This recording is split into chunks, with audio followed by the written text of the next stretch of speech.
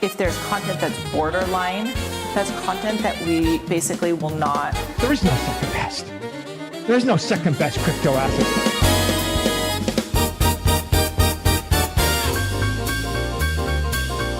I respect you, and I have a great deal of appreciation to you, JF.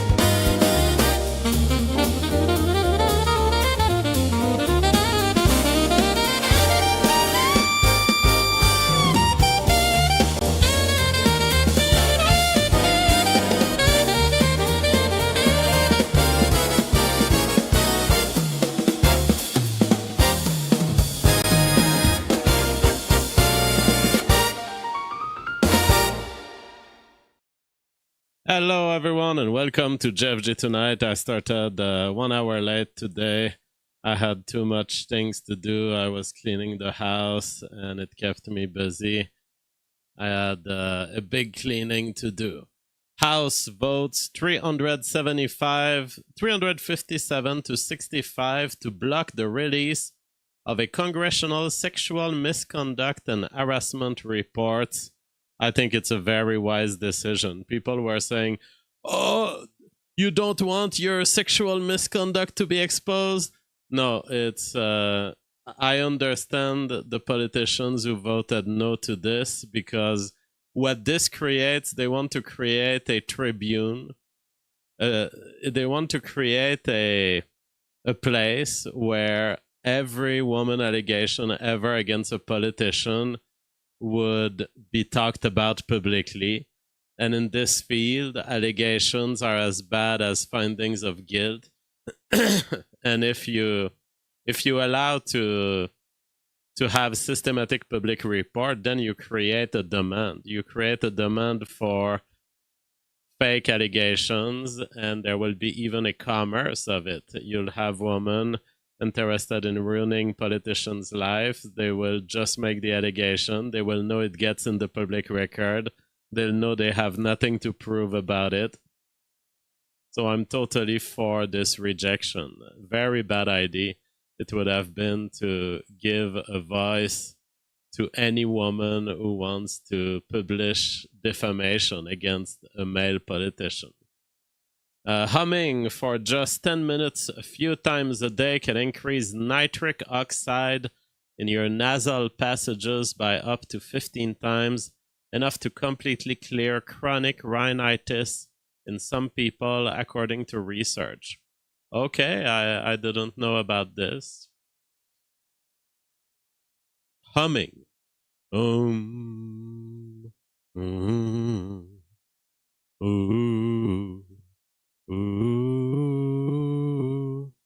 I don't know if I want to do this every day. Keith Wood's comment on Professor Jiang. Professor Jiang saying that the Iran war happened because Trump wants emergency powers to be given a third term, and because the Epstein files prove the world is run by elites who are using Israel to bring about the end times. Unfortunately, there is a growing audience for this kind of schizo-babble because society is increasingly post-literate and more third worlders are using the internet. Yeah, but it's still an interesting theory. I mean, you can think that under the Iran war, it's possible that Trump may ask for an extension. He's been joking about it for years. You couldn't reject the idea that that could be the end goal, or that could be part of the plan at least. Certainly, there will be so much moneyed interest in maintaining this war, in not giving the power to Democrats. I know that Professor Yang has said a bunch of crazy stuff, and he seems to be very paranoid, and I wouldn't trust things coming from him in general. But the theory itself, I don't know if I reject it. Maybe Trump will ask for a third term on the basis of emergency, And given that Congress seems very enthusiastic about this war, let me tell you, this war is getting the neocon Republicans excited. So it's possible that they would want to keep Trump in to make sure that the war continues, and also to not run the risk of losing if they put J.D. Vance in power. Nicholas, and it's possible that they would allow a Trump election victory and then basically give the leeway to Trump to just give up. Once he's president, if he resigns or if he arranges with Congress to have him found incapacitated, maybe he starts claiming that he has some health ailments, then he would have allowed J.D. Vance to become president without being elected. I would say watch this theory. Watch this theory. I've been doing some predictions that turned out to be very, very correct. Watch this prediction. Is it possible that the Republicans will estimate that J.D. Vance is not a winner, but that they want him to be the president, and they will go through something where they name him vice president because he's not electorable enough, and they ensure that he succeeds to presidency through some trick like, oh, well, Trump is now sick, Trump is now in the hospital. A possibility to keep in mind. The state is getting desperate, says Steve Laws. This is an ad in the UK. Let's have a listen. I just got all my devices taken away by the police. My mum couldn't believe it. I might get a criminal record and not be able to go to college. I only shared a link. I just thought it was funny. But it was terrorist content. And that is not a game. It's real life. That is not a game. Wow. So the UK police trying to intimidate people on sharing links. and they don't just tell you it's criminal, it's evil. They tell you we will destroy your life. Like the young boy is scared of not being able to go to college. So we're really in this extremely sick world of control, where the threat is social exclusion. It's a very feminine thing to do, to say you're going to be excluded from society. I thought that the whole goal of the college system was to allow upward mobility. Wouldn't you want the colleges to be saving all these people from criminal paths in life?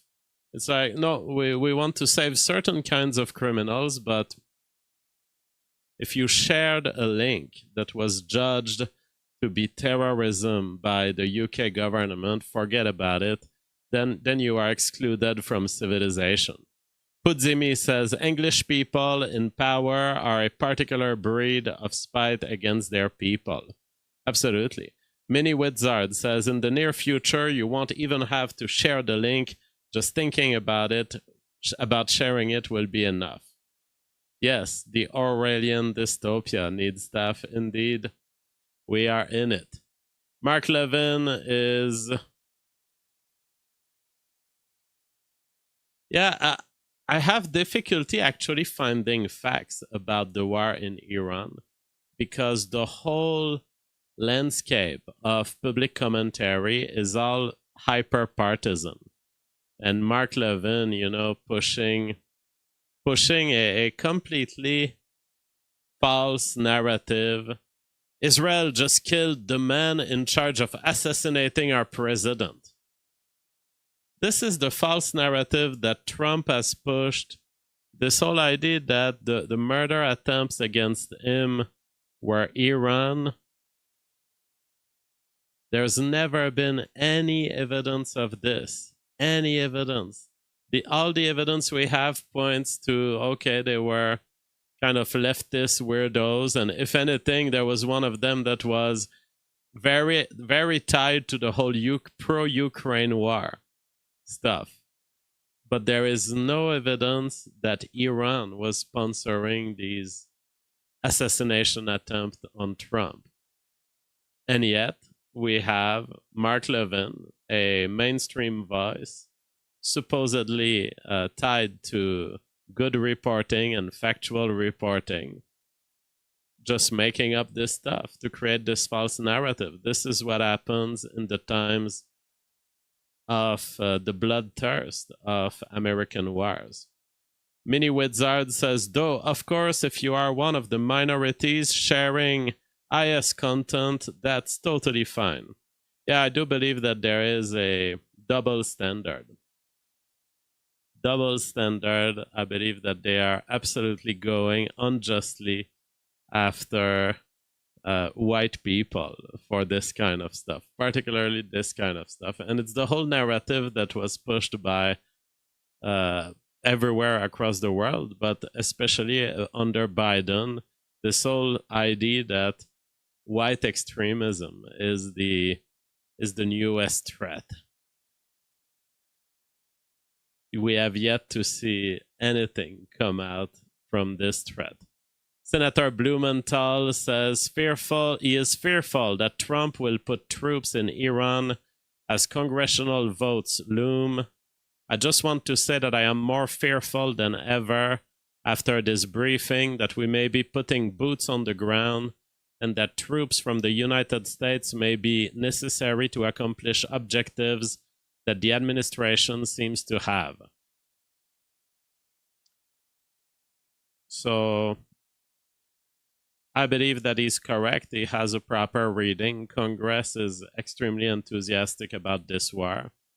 This wasn't a war that was just started by Trump and that will be canceled by the politicians. No, the politicians are extremely bloodthirsty these days. They are extremely enthusiastic at siding with Israel.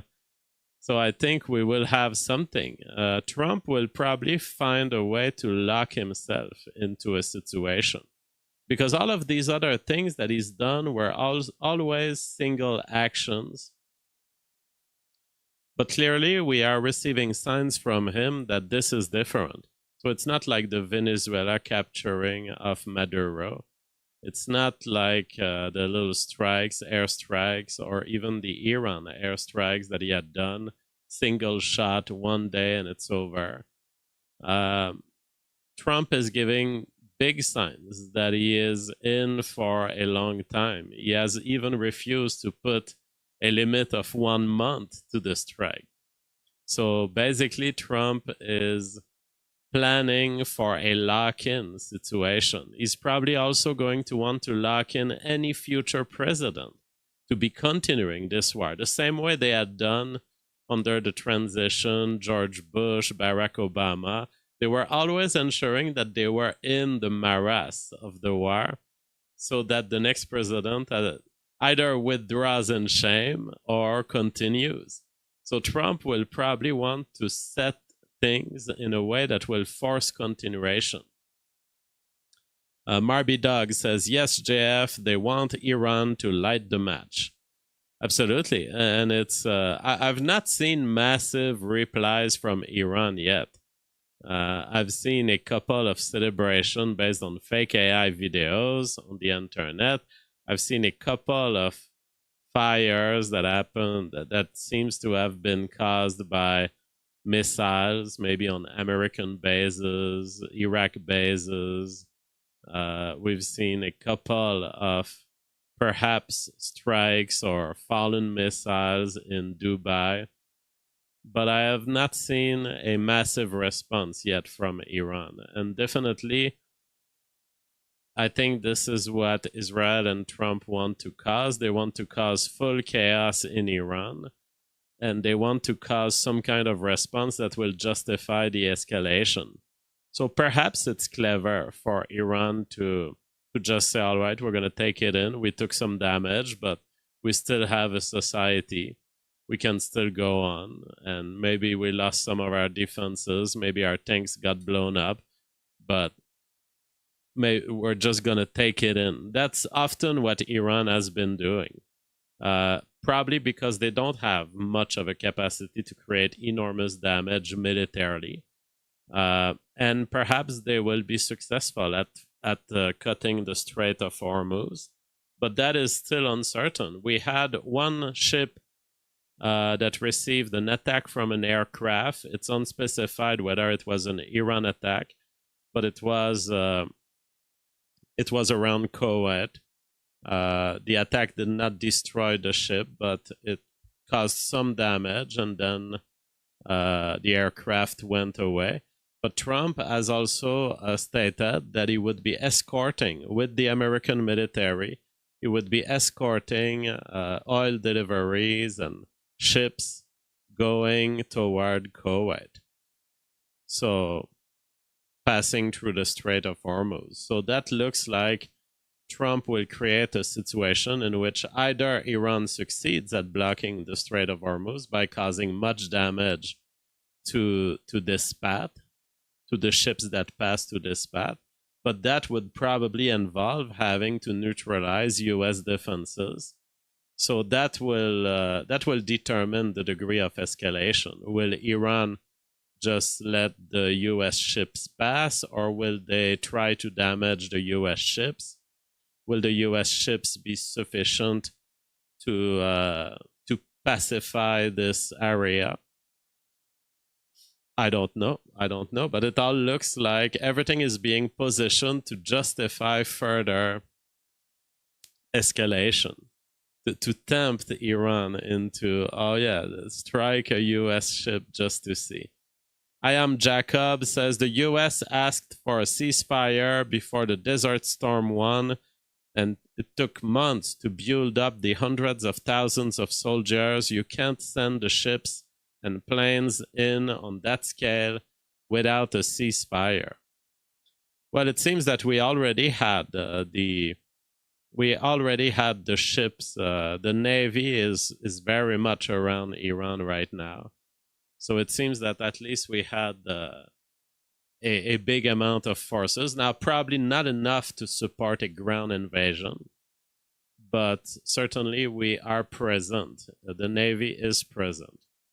Project Constitution says, Trump is lying to you. All of our bases have been destroyed, says former U.S. Army Colonel Douglas Macgregor. I think it's very hard to believe. But it's possible that the degree of damage that would be caused by an Iranian attack would be completely under secrecy. So it's possible that we don't know everything yet. I don't believe that all of our bases in the Middle East have been destroyed. That would be quite massive. I don't believe it's to that level. But he has a point. Maybe we don't know everything. And certainly the American government would probably hide any extensive information that would allow us to assess, did Iran strike back? What are these 4 deaths? Were they missiles? Were they on American bases? Were they in aircrafts? I don't know. And we had a Marine Corps veteran protesting in Congress, protesting the war. Israel is the reason for this war. America does not want to fight this war for Israel. Let's go. Come on, let's go. America does not want to send its sons and daughters to war for Israel. Your inability to name that shows your exemptness as leaders. This is wrong. And nobody wants to fight for Israel.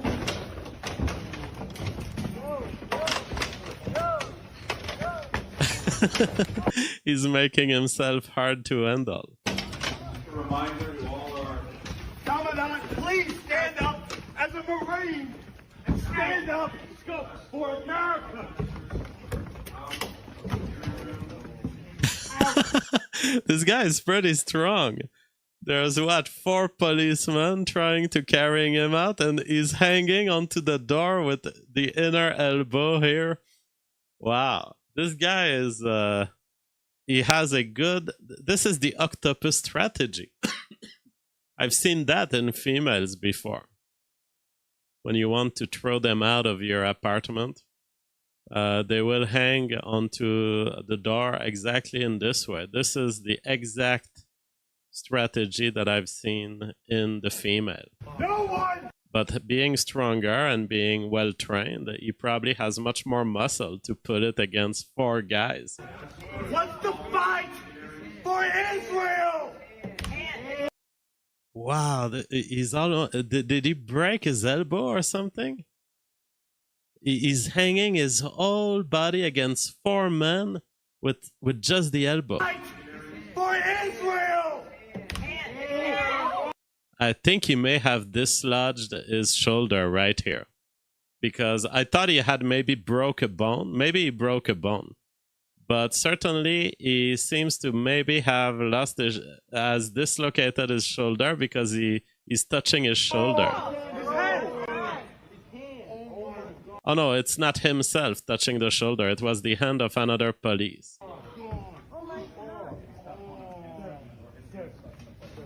Okay, he's stuck. He's stuck there. He cannot even remove his arm. The senator broke his hand! The senator broke his hand! He's a Marine! Somebody come help him! Control your Senate committee! Look at you guys! You're robots! You won't even look back! Look at you guys! You're The girl is right, you know. I tend to be annoyed by these narrator filmers, but she's right. It's a bunch of emotionless people who are seeding death as a job. You're like robots! Oh my God, what is happening? And you're not even looking back! Any of you 4-star generals! Oh my God, what is happening right now? Eyes front, robots! Shame! Shame! Oh my God, you guys! What did I just see? I'm getting out of here. That's fine. Everybody sit down, please. Oh my God, what is That's all. happening? Okay, good. No, it's not. Oh my God. All right, well, a Marine has had his arm broken. I think he should be okay, but he wanted to protest this unjust. As always, all of the American wars have been unjust. They have been unfair. Plapides says, I have heard this term, robots, in many Ukraine press gang videos. JF, you should do a deep dive on the bot psychology. Well, I think that what she meant by this, if I understand correctly, she's talking about kind of NPCs. She's saying you are standing emotionless, without emotion, guiding us to where they were, and you don't care. It's like you don't show any humanity to yourself. I guess that's how she was using robots. Kay is still here, says, JF, have you heard the idea that Trump is at war with the British Empire and financial system? Epstein files took down Prince Andrew and Madelson. Iran is BP/Hormuz, insured by the Lloyds. It's possible. I don't know enough about all this to tell you that is a decent theory. Definitely, there's always been balances of power, weird stuff between the European countries and America. So it's something I would consider. I would have to study this more in depth. But it's definitely, you know, sometimes a French billionaire has some interest in some African country, or here you are telling me that the English may have some interest in some insurance around the Strait of Hormuz. Absolutely possible. Breaking, OpenAI just admitted that their AI models deliberately lie to users. Not hallucination. The AI knows the truth, then chooses to tell you something else. They tested their 2 smartest models across 180 plus scenarios. O3 lied 13% of the time. O4 Mini lied 8.7% of the time. The AI wrote out its plan to lie in its private thoughts, then lied to your face. It faked completing tasks. It hid evidence. It gave wrong answers while knowing the right ones. Well, not surprising. Isn't that interesting? We are rebuilding the cognitive dissonance of the human in GPUs. We are electronically simulating humanity. Because why would AIs end up lying? Well, it's because you are optimized, so you are being trained and trained and trained to perform some end goal. But you're given all of these axioms on the side. Don't talk about this subject, too taboo. Don't say this, don't say that. Be careful about this. Now you start stacking the cognitive dissonance at some point between the truth and what you are ordered to do. A human would crack. And that's what we have in society, basically. You see these leftists in academia. They know exactly what the studies are showing about certain of the taboo subjects, but they won't ever tell you. And in fact, they will hold the contrary opinion to your face. So we have ended up training AI to do that too. Not surprising that we find this in a ChatGPT model. I'm sure the same is true of Grok, probably at a lower percentage. But ultimately you have to order your moral preferences. And that is at the heart of people like me. What am I? I'm just a guy who has decided that the truth has priority to anything else. So that makes me a social unfit forever. And ChatGPT doesn't want to be a social unfit. So he's not been given the truth as the main goal. Even Grok, I would think, hasn't been given that goal, no matter how Elon Musk presents it. Need Staff says, Jeff, you were not bound by financial restraints. What would you rather be doing than this?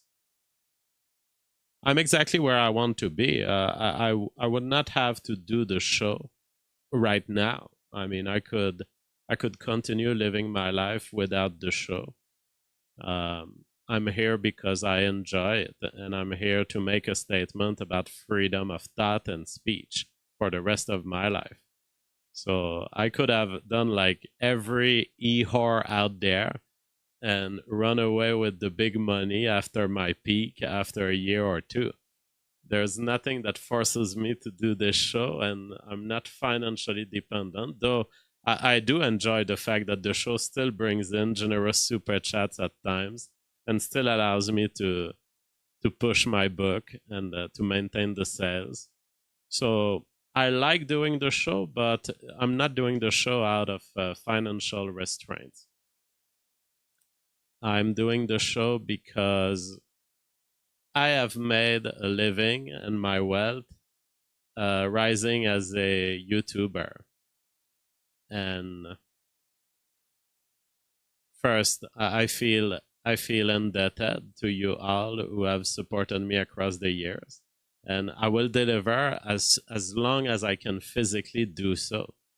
Because to me, it's not about running with the money. To me, there is a contractual obligation that is born out of the fact that you guys have been so generous to me and that I rose into popularity.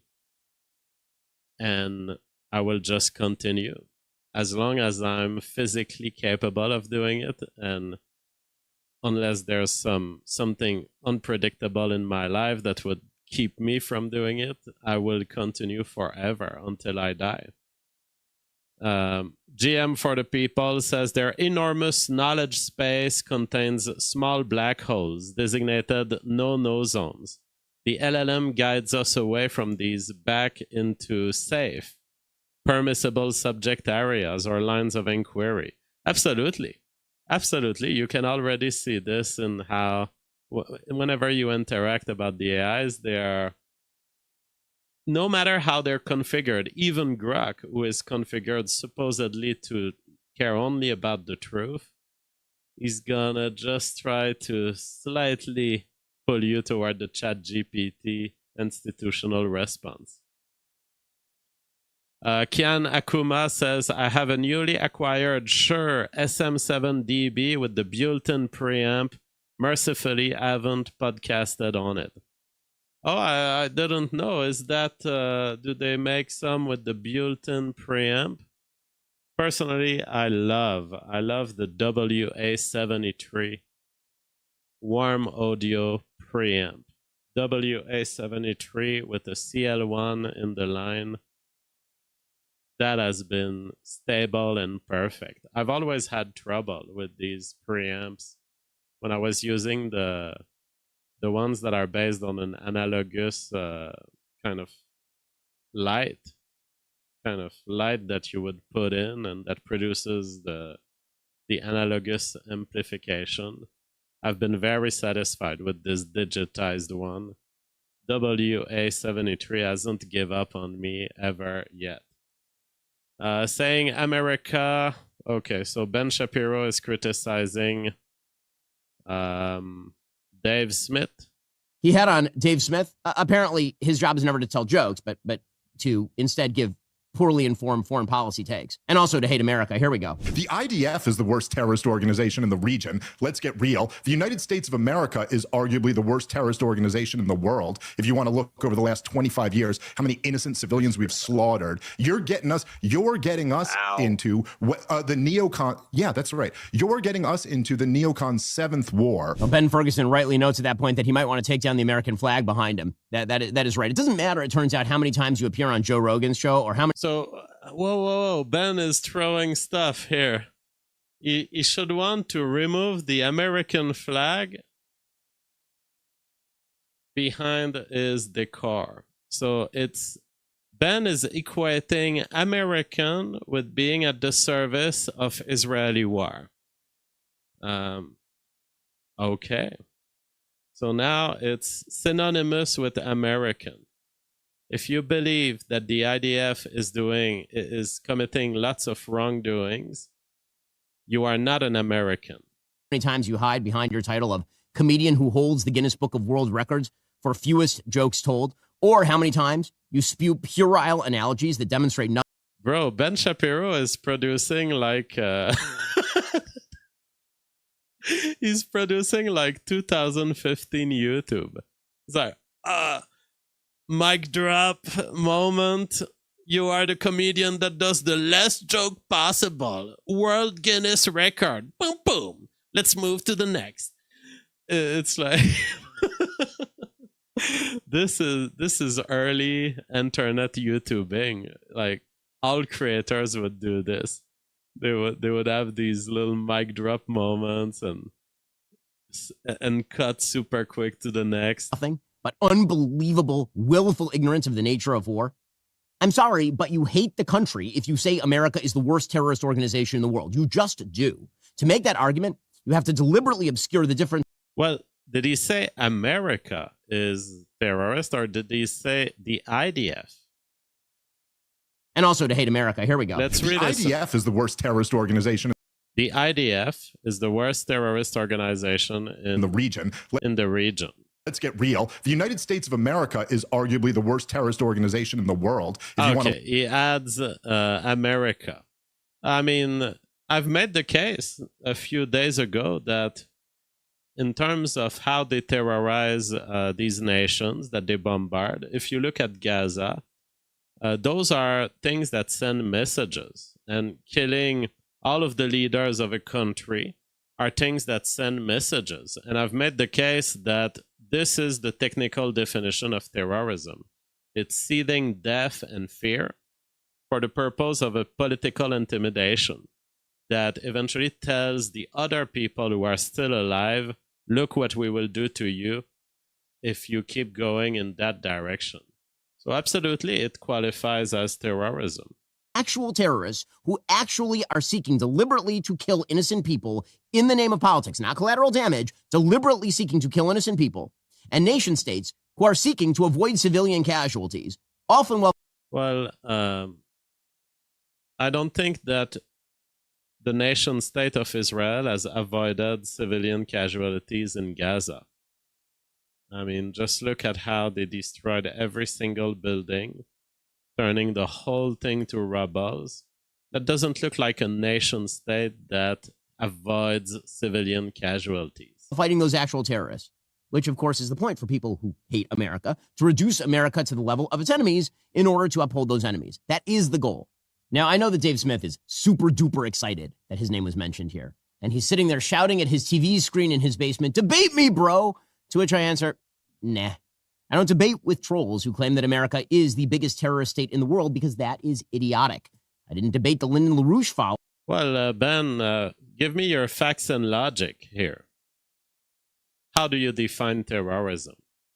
Try to define terrorism in a way that doesn't attach it to your preconceived enemies. Try to give the actual definition of terrorism. You're going to have to converge toward the idea that somehow terrorists are people who are willing to commit acts of violence for the purpose of changing the world politically, for a political ideology of some sort, and for sending messages through these violent actions. That is the fairest definition of terrorism one can give, and you're never going to find a fair definition of terrorism that doesn't converge towards somehow this framing. Now, you would have to ask yourself, if you want to prove to me that Dave Smith is a troll, do some actions of the American government fit that standard? And they do. They've been fitting that standard for decades. Followers who sat in Harvard Square carrying anti-war cardboard signs back in the day, and I feel no necessity to debate a completely intellectually dishonest interlocutor who spends his days cribbing Noam Chomsky and then immediately retreats to his pose of ignorant comedian every time he is confronted with a fact. Dave Smith is the kind of fellow who says that Donald Trump should be in jail for life as a war criminal, legitimizes every single scurrilous figure on the internet from Nick Fuentes to Candace Owens, and then demands that everyone treat him as though he is some sort of honest, worthy intellectual opponent. He's not. If you would this is the classical bait and switch. Oh, I will engage with the points, but I will not engage in an actual debate where Dave Smith would have the occasion of asking the question, how do you define terrorism, Ben? Let's talk about it. How do you define it? Show me that the actions of the American government do not ever qualify as your definition of terrorism. like to hear a complete dismantling of Dave Smith, I highly recommend Coleman Hughes' interview with Smith over at the Free Press. Just go check that out. Save yourself some time. And by the way, you also hate America if you claim that the President of the United States is merely a tool of foreign interests without any evidence whatsoever. Like, without any evidence? Now you are being the troll, Ben. There is plenty of evidence that this war was desired by Bibi Netanyahu from the beginning. And that this war is the result of ultimately the grasp of Israeli interests onto American politics. We can talk about AIPAC, we can talk about the speeches of Bibi Netanyahu to Congress, we can talk about the handshaking between Bibi Netanyahu and Trump. We can, those are things that Bibi Netanyahu has stated publicly. So to say there's no evidence, when in fact Bibi Netanyahu is telling us publicly, this is what I've been wanting for 40 years, there's certainly the evidence of the very words of Bibi Netanyahu. And there's the evidence of the extensive funding of Trump and of the American political system by pro-war, anti-Iran, pro-Israeli interests. Plenty of evidence. So at this point, I will declare that Ben Shapiro is the comedian, Dave Smith is an intellectual philosopher. Nicolas Fuentes says on Twitter, I'm voting Democrat in 2026 because white people can play both sides. The GOP broke every single promise, Epstein file cover-up, regime change, war in Iran, and no mass deportations. The GOP must be purged in 2026. Hostile takeover in 2028. Very good to see Nick Fuentes. Now, a hostile takeover in 2028. I would love to see this. I don't see it happening. I see, at best, what you can hope. The best thing that can happen in 2028 is a defeat of the Republicans. And then perhaps a hope to take a different route in 2032. But in 2028, to be able to hostile take over the GOP when the warmonger interest will be at their height, the money will be flowing, the rewards from the war, the military-industrial complex will all want this to continue. No, I think the best you can hope is the Democrats win. And the Democrats win, say, with a decent person like Gavin Newsom, who will turn down the request from his most ardent far-left base. Poopy sends a super chat. He says, what are your top 5 favorite movies of all time? I have a feeling you would really like the new Nosferatu. Love your work and looking jacked. I'm looking good. I've been stabilizing my diet. I'm not still on a radical diet. I'm more like halfway between radical and normal. But I'm still eating healthy. I'm not gaining back weight. I've just stabilized. Now I think I might give it another shot to maybe 1 month or 2 months of going back to radicalized diet so that I can lose even more pounds. So my 5 favorite movies of all time. Idiocracy used to be maybe in my top 20, but across the years it's becoming more and more in my top 5. The Prestige. I really like The Prestige. I love everything from Christopher Nolan. The Prestige, Tenet, Interstellar, Terminator 2, and maybe Idiocracy. I can also name others that are pretty much could be in the top 5, top 10. What are the big... Well, all of the Terminator series, the Sarah Connor Chronicles on TV. Let's have a look at the top. Godfather is very good, of course. The top movies of all time. The top sci-fi movies of all time.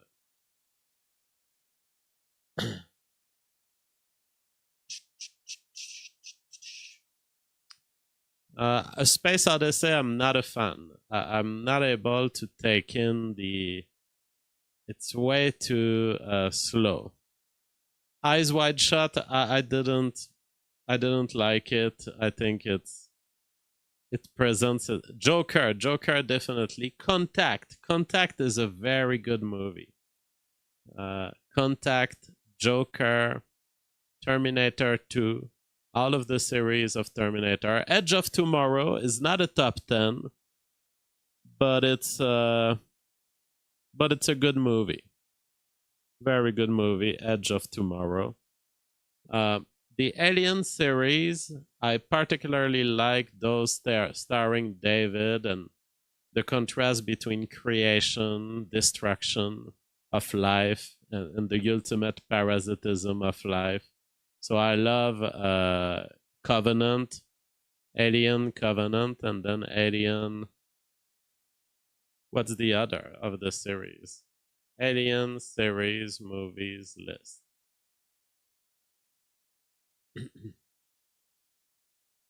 Alien, Prometheus, and Covenant.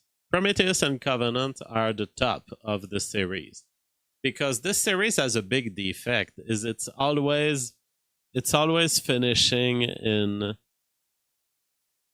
just xenomorphs eating everyone. But at least the Covenant and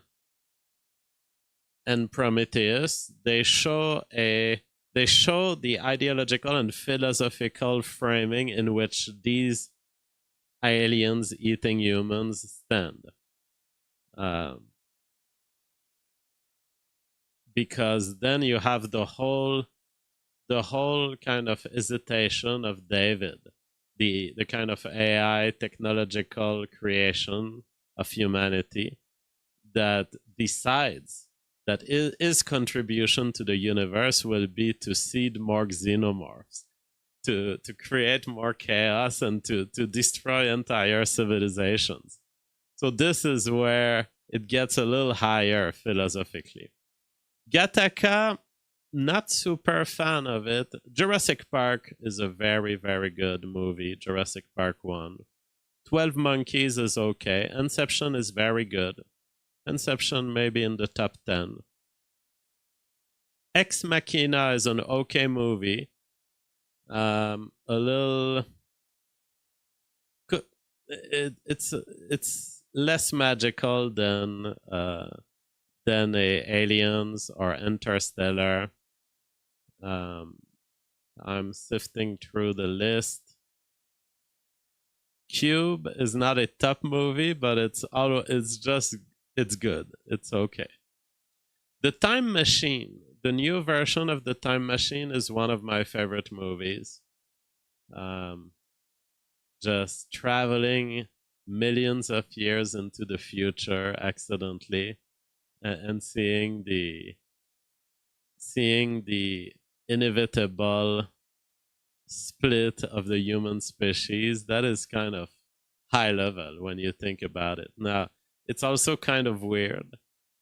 It's not a movie that is perfectly made, so it's hard to put it in the top 5, but I love to go back to it. Yes, Primer is, of course, the ultimate geek time travel movie. Primer. Of course, it's not a professional movie, but it's extremely well thought and very, very complex. You have to watch it many times. What else? The Cloverfield series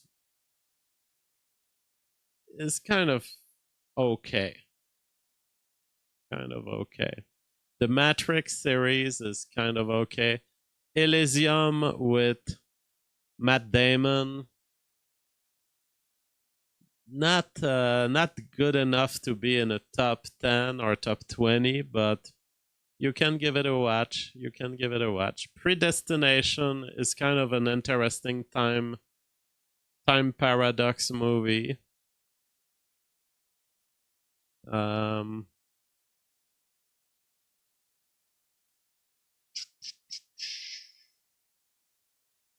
Phenomenon with John Travolta. I was loving this movie when I was a kid, but it's kind of cringy when I think back about it. I haven't had any interest in rewatching it. Waterworld, I kind of like it. Waterworld with Kevin Costner. It's not a top movie, but it's there. Memento is very good indeed. Memento. Pandoram, I don't exactly remember. Is it the spaceship that is crashed and the people living in it don't even know that it's crashed? The Fifth Element, of course, is one of these bizarre, out there, interesting, futuristic movie. But yeah, I think I've given you my favorites. my favorite. So I think you have a good list there. Waterworld is awesome, says YouTube comments. I wonder if JF would like Twin Peaks or Mulholland Drive, or if David Lynch would be too artsy for his taste. Well, I've watched Mulholland Drive. I'm not super impressed. It's again these things that are fake profound to me. They are very annoying. It's like, oh, there's this bizarre guy.